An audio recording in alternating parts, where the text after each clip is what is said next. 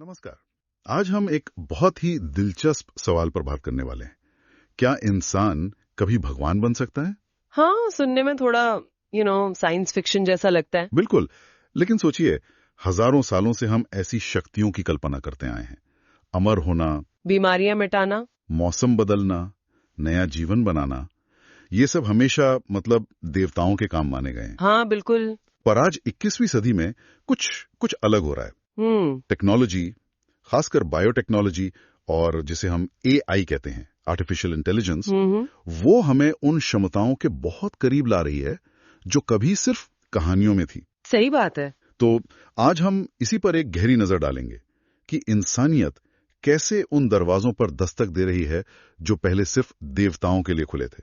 चलिए इसे खोल कर देखते हैं। जरूर। अच्छा, सोचिए जरा, अगर हम कुछ सदियां पीछे जाएं, ठीक है। आसमान में उड़ना कैसा लगता होगा तब? जादू, बिल्कुल जादू। या हजारों मील दूर बैठे किसी से फौरन बात कर लेना, वो भी अकल्पनीय था। हाँ। या शरीर के अंदर देखना बिना चीरफाड़ के, हाँ। X-ray, MRI. उस जमाने में तो ये सब किसी चमत्कार या दैवी शक्ति से कम नहीं समझा जाता। बिल्कुल। और कोई लाइलाज बीमारी ठीक हो जाए, वो तो बस ओह, भगवान की कृपा। एग्जैक्टली। लेकिन आज हवाई जहाज, mobile phone, internet, X-ray, MRI, ये सब हमारी जिंदगी का आम हिस्सा है। रोजमर्रा की चीजें। हाँ। ये दिखाता है कि जिसे हम असंभव या देवीय मानते थे, वो अक्सर बस टेक्नोलॉजिकल सीमाएं होती हैं, हाँ। जिन्हें इंसान लगातार तोड़ता आया है। हाँ, और दिलचस्प बात यह है कि ये बदलाव अब और तेजी से हो रहा है। अच्छा। हाँ, पहले जिस चीज में सदियां लगती थी, अब वो दशकों में या कभी कभी सालों में हो रहा है। मतलब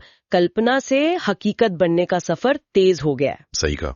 और शायद इंसान और भगवान के बीच सबसे बड़ा फासला हमेशा मौत का ही माना गया है। हाँ, मौत, वो अटल सच्चाई जिसे हमने हमेशा किस्मत मानकर स्वीकार किया। लेकिन अब विज्ञान का नजरिया बदल रहा है, हाँ। है ना? बिल्कुल। अब मौत को एक अंत या किस्मत की बजाय एक बायोलॉजिकल प्रोसेस की तरह देखा जा रहा है। जैसे पाचन या सांस लेना। हाँ, कुछ वैसा ही। उम्र का बढ़ना और अंत में मौत, ये भी एक बायोलॉजिकल प्रक्रिया है। हाँ। और अगर ये एक प्रक्रिया है, तो विज्ञान ये सवाल पूछ रहा है, क्या इसे धीमा किया जा सकता है? हाँ, या रोका जा सकता है। या शायद क्या इसे कभी पलटा भी जा सकता है? और इसी सोच ने कई रोमांचक रिसर्च की दिशाएं खोल दी हैं। बिल्कुल। जैसे एक है सेल रिजुवेनेशन। सेल रिजुवेनेशन, हाँ। इसका मतलब है हमारे शरीर की पुरानी बूढ़ी हो रही कोशिकाओं को, सेल्स को फिर से जवान बनाना।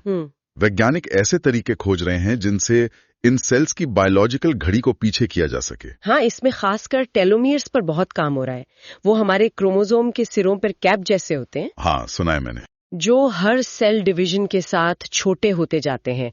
और फिर है सेनेसेंट सेल्स, बूढ़े सेल्स, जो मरते नहीं पर शरीर में रहकर नुकसान पहुंचाते हैं। अच्छा। तो वैज्ञानिक इन प्रोसेसेस में दखल देने के तरीके ढूंढ रहे हैं। सोचिए, अगर 70 साल की उम्र में आपके सेल्स 40 जितने एक्टिव हो। कमाल है।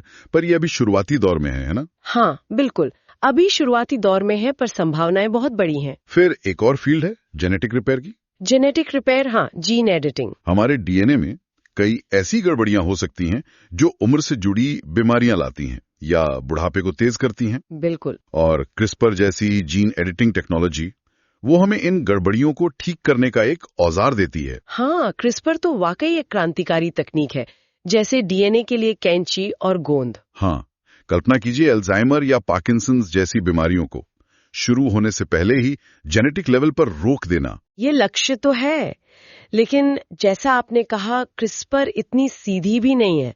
उसकी सटीकता, मतलब प्रिसीजन, और अनचाहे बदलाव, जिन्हें ऑफ टारगेट इफेक्ट्स कहते हैं, उनका खतरा अभी भी एक बड़ी चुनौती है। एग्जैक्टली। ऐसा ना हो कि एक चीज ठीक करने के चक्कर में 10 नई समस्याएं खड़ी हो जाएं। तो इसे और सुरक्षित और सटीक बनाने पर काम चल रहा है। समझ गया। और एक और कमाल की दिशा है ऑर्गन रीजनरेशन। अंगों को फिर से बनाना। हाँ, खराब हो चुके अंगों को फिर से बनाना या उगाना। जैसे किसी का दिल कमजोर हो गया या लिवर फेल हो गया। हाँ, या रीढ़ की हड्डी में चोट, अभी तो डोनर का इंतजार करना पड़ता है, और वो भी मिले ना मिले। और रिजेक्शन का खतरा अलग। बिल्कुल। लेकिन स्टेम सेल थेरेपी और 3D बायो प्रिंटिंग जैसी तकनीकें, वो इस उम्मीद पर काम कर रही हैं कि शायद भविष्य में शरीर अपने ही सेल से नए अंग बना सके या लैब में अंग उगाकर ट्रांसप्लांट किए जा सकें। हाँ, ये अंग प्रत्यारोपण मतलब ऑर्गन ट्रांसप्लांटेशन की पूरी तस्वीर बदल सकता है। अंगों की कमी खत्म, रिजेक्शन का खतरा कम।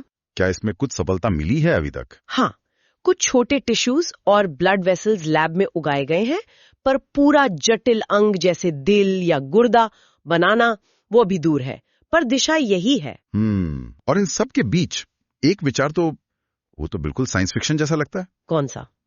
Mind uploading. अच्छा, माइंड अपलोडिंग। हाँ, वो तो है। इंसान के पूरे दिमाग को, उसकी यादें, उसका व्यक्तित्व, उसकी चेतना, उसे स्कैन करके एक सुपर कंप्यूटर या डिजिटल सिस्टम में अपलोड कर देना। एक तरह की डिजिटल अमरता। हाँ, आपका शरीर भले ही खत्म हो जाए, पर आपका दिमाग, आपकी चेतना एक डिजिटल दुनिया में हमेशा जिंदा रहे। यहाँ बात वाकई बहुत बहुत आगे की और दिलचस्प हो जाती है। ये आइडिया जितना आकर्षक है ना, उतने ही गहरे सवाल भी खड़े करता है। जैसे? सबसे बड़ा सवाल तो यही है कि क्या वो डिजिटल कॉपी वाकई आप होंगे या सिर्फ आपकी एक बहुत बहुत जटिल कॉपी?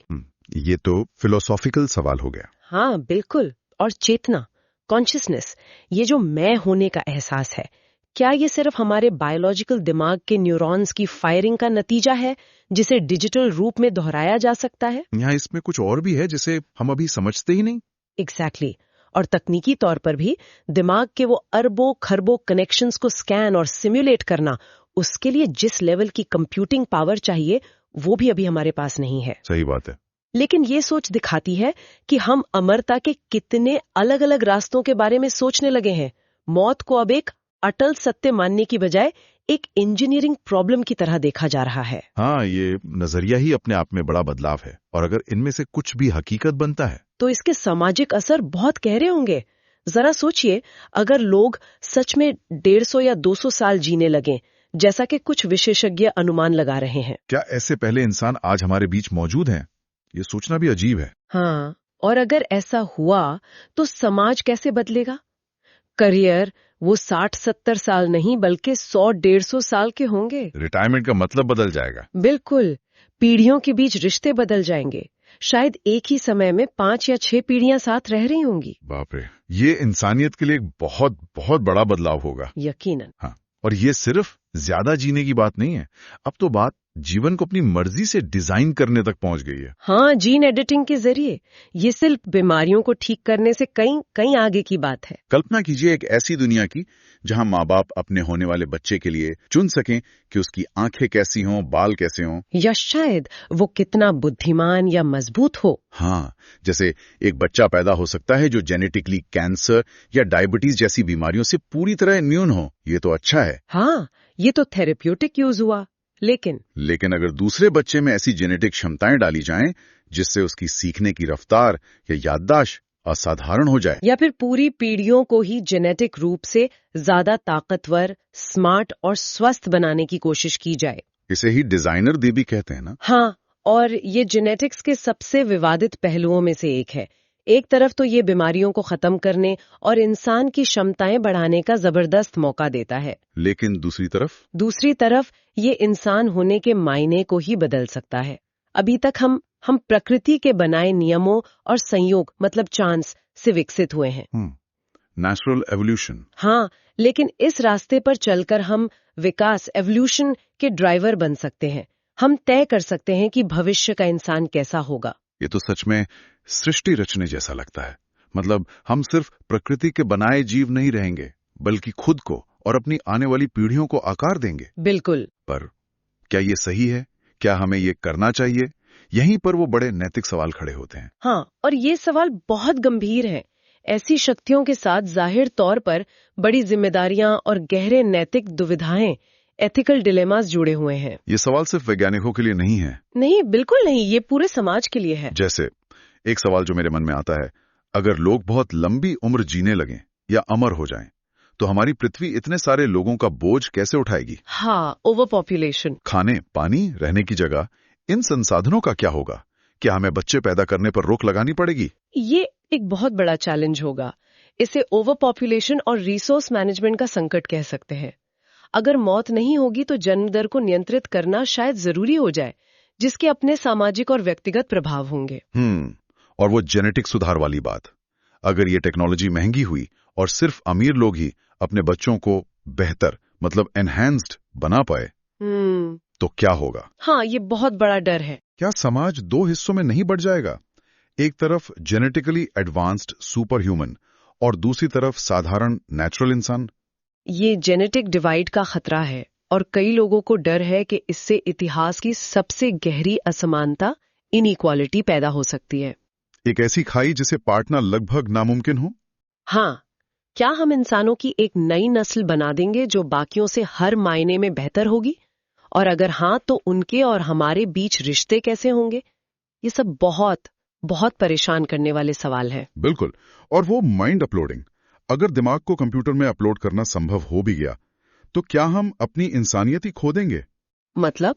हमारी भावनाएं, हमारे रिश्ते, हमारा दर्द, हमारी खुशी, हमारी कमजोरियां, क्या ये सब सिर्फ हमारे बायोलॉजिकल शरीर से जुड़ी हैं?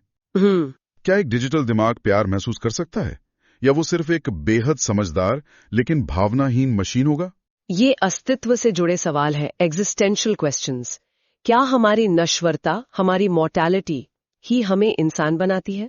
क्या मरने का डर ही हमें जीने की प्रेरणा देता है? शायद। अगर मौत और शरीर की सीमाएं खत्म हो गईं, तो इंसान होने का मतलब क्या रह जाएगा? इन सवालों के जवाब आसान नहीं है। तो जाहिर है ये टेक्नोलॉजिकल तरक्की दोधारी तलवार है। हमेशा होती है। ये स्वर्ग का रास्ता भी हो सकती है और नर्क का भी। इतिहास गवाह है। आग ने हमें खाना पकाना और गर्मी सिखाई, लेकिन उसने घर और जंगल भी जलाए। हाँ। न्यूक्लियर एनर्जी बिजली देती है, लेकिन एटम बम विनाश ला सकता है। बिल्कुल। इंटरनेट ने दुनिया को जोड़ा है, लेकिन गलत सूचना और नफरत फैलाने का जरिया भी बना है। बिल्कुल। हर बड़ी शक्ति के साथ उसके गलत इस्तेमाल का खतरा जुड़ा होता है। और अमरता और जीवन को डिजाइन करने की शक्ति, ये शायद इंसान के हाथ लगी अब तक की सबसे बड़ी शक्तियां होंगी। और इनका इस्तेमाल कैसे करना है ये तय करेगा कि हमारा भविष्य कैसा होगा। हाँ, चुनौती सिर्फ इन शक्तियों को पाने की नहीं है, बल्कि इन्हें संभालने लायक समझदारी, विजडम विकसित करने की भी है। बिना समझदारी के शक्ति अक्सर अभिशाप बन जाती है। बिल्कुल। तो अगर हम इन ट्रेंड्स को देखते हुए थोड़ा आगे की सोचें, अगले 50-100 सालों में क्या हो सकता है, कुछ अनुमान हैं? हाँ, कुछ अनुमान हैं। जो जानकारी उपलब्ध है वो एक हैरान करने वाली तस्वीर दिखाती है। जैसे 2050 तक हो सकता है कि उम्र बढ़ने की प्रक्रिया को इतना धीमा कर दिया जाए कि 70-80 साल के लोग भी 40-50 जैसा महसूस करें और दिखें। एंटी एजिंग ट्रीटमेंट शायद आम हो जाएं। वाओ। 2070 तक जेनेटिक इंजीनियरिंग शायद इतनी एडवांस हो जाए कि सिस्टिक फाइब्रोसिस या सिकल सेल एनीमिया जैसी ज्यादातर वंशानुगत हेरिडिटरी बीमारियां पैदा होने से पहले ही ठीक की जा सकें। और वो डिजाइनर बच्चे? हाँ, हो सकता है कि पश्चिमी देशों में डिजाइनर बच्चे चुनना एक महंगा ही सही पर विकल्प बन जाए। और 2100 तक, सदी के अंत तक, इंसान की औसत उम्र शायद 100 या 120 साल से भी ज्यादा हो सकती है। हो सकता है हम अपने दिमाग को सीधे कंप्यूटर और एआई से जोड़ने लगें, ब्रेन कंप्यूटर इंटरफेसेस के जरिए, जिससे हमारी सोचने समझने की क्षमता कई गुना बढ़ जाए। हाँ, और शायद हम सिर्फ पृथ्वी तक सीमित न रहें, मंगल या चांद पर स्थायी बस्तियां बसा चुके हों। और वो माइंड अपलोडिंग वाली बात, क्या वो भी हकीकत बन सकती है? कुछ भविष्यवादी फ्यूचरिस्ट्स मानते हैं कि सदी के अंत तक शायद डिजिटल चेतना, डिजिटल कॉन्शियसनेस संभव हो जाए। मतलब? लोग अपनी चेतना को वर्चुअल रियलिटी में अपलोड करके डिजिटल रूप में हमेशा जीने का विकल्प चुन सकें। अगर ऐसा हुआ तो जीवन और मृत्यु, शरीर और मन, वास्तविकता और वर्चुअल दुनिया, इन सब के बीच की रेखाएं तो बहुत धुंधली हो जाएंगी। बिल्कुल। उस मुकाम पर पहुंचकर इंसानियत की परिभाषा ही बदल चुकी होगी। हम शायद वाकई में कुछ हद तक दैवीय शक्तियों वाले बन चुके होंगे। लंबी उम्र, बीमारियों पर जीत, अपनी मर्जी से जीवन को आकार देना और शायद नए डिजिटल संसार बनाना। तो ऐसा लगता है कि ये जो दैवीय शक्तियों की तरफ इंसान का सफर है, ये अब सिर्फ कल्पना नहीं है। नहीं, ये एक हकीकत बनने की राह पर है, तेजी से। हम गंभीर रूप से उन संभावनाओं पर काम कर रहे हैं जो कुछ दशक पहले तक सिर्फ साइंस फिक्शन लगती थी। बिल्कुल। और अब चुनौती सिर्फ टेक्नोलॉजिकल नहीं रह गई है। असली चुनौती क्या है? असली चुनौती है इन अभूतपूर्व शक्तियों को जिम्मेदारी से इस्तेमाल करने की। क्या हम में वो समझ, वो नैतिकता, वो दूरदृष्टि होगी कि हम इन शक्तियों का इस्तेमाल इंसानियत की भलाई के लिए करें, न कि अपने विनाश के लिए? बिना समझदारी की शक्ति अक्सर अभिशाप बन जाती है। जैसे जैसे हम जीवन, मृत्यु और चेतना के रहस्यों को खोल रहे हैं, हमें खुद से ये सवाल लगातार पूछना होगा। ये वाकई हमें एक बहुत गहरे विचार के साथ छोड़ जाता है। शायद सवाल अब ये नहीं है कि क्या इंसान भगवान जैसा बन सकता है। ऐसा लगता है कि हम उस दिशा में बढ़े रहे हैं, है ना? चाहे धीरे धीरे ही सही। हाँ। शायद असली सवाल अब ये है कि अगर इंसान भगवान जैसा बन ही गया, तो वो किस तरह का भगवान बनना चुनेगा? वाह। क्या वो एक दयालु, समझदार और सबकी भलाई सोचने वाला रचयिता होगा, या फिर एक अहंकारी, अपनी बनाई चीजों को तबाह करने वाला और शक्ति के नशे में चूर देवता? ये एक ऐसा सवाल है। हाँ, ये एक ऐसा सवाल है जिसका जवाब भविष्य के गर्भ में है, और जिस पर शायद हम सभी को इस बातचीत के बाद भी सोचते रहना चाहिए।